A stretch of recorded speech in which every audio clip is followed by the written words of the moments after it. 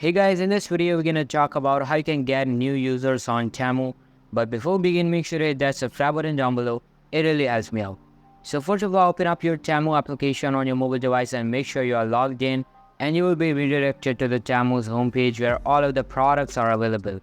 And now just tap on your profile icon at the bottom icon tray and your accounts feature will show up. Now just scroll down a little bit and tap on earn credits and free gifts. You can see there are several gift options. If you go over to the first one here, you'll be able to get free gifts. But to earn money, you just have to tap over on redeem money, and you can see that there's a wheel. And if you tap on this refer button, you'll be able to share this code to any platform.